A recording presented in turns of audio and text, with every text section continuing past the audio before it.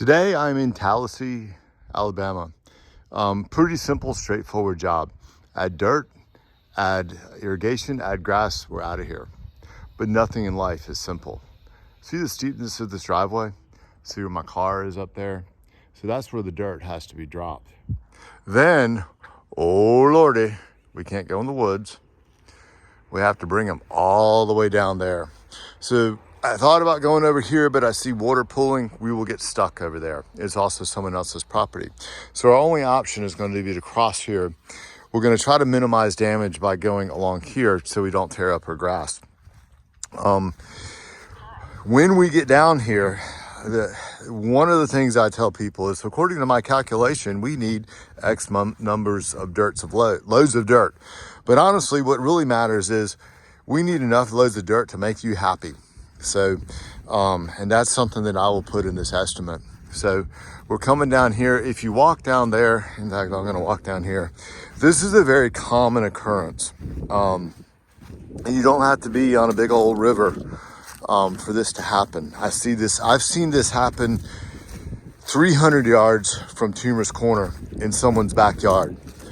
So one of the things that we have to worry about and think about is, see all the bogginess right here? See how boggy this is? So we're trying to not have bogginess. But I've seen this in Grove Hill in jobs. Also, iris indicative of a watershed, maple indicative of watershed. There's river birch back here. Surprised there's no sycamores.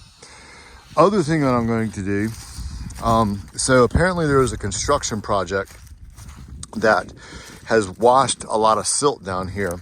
So Alabama Power has looked at this and gone, that's not good. So I'm hoping that someone else will be paying to take an excavator, scoop this out, and dump it over here. By doing that, we solve two problems. We make ADEM happy. The builder doesn't have to haul this dirt out of here, and we save our customer money too. So that's actually 3 for the price of 1. So I'm always looking for ways to save my customers money and fix as many problems as possible. So she said that this is not normally always running, but with the water, the amount of water that we've had and the watershed the way it is, a lot of times you'll dig a hole and it will fill up with water. And this is just naturally moving in this direction. So again, I've seen this happen in Grove Hill, where water just percolates up from the ground. Anyway, this is not a complex job, but the numbers on it are going to be important. We have to figure out how long will it take a skid steer to bring dirt down here. What volume of dirt do we need to bring? How much dirt will each skid steer scoop be? How many trips will we be making? How long will that take? Time is money. So there's a lot of considerations. Also, a little caveat, they want to do a pump down here. I see wire right here. It's 220 volts. However, we have to consider the amperage that pump is going to be pulling and the distance that it has to pull, and go, is this enough wire right here to do the job? Will it support probably a 2 horsepower pump? Will it support that?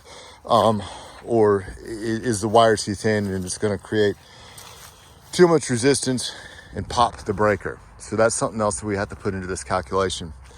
So beech trees, gotta love beech trees. I didn't know they grew in Tallahassee. It's really interesting that some areas I don't see them, some areas I do. That's it for today.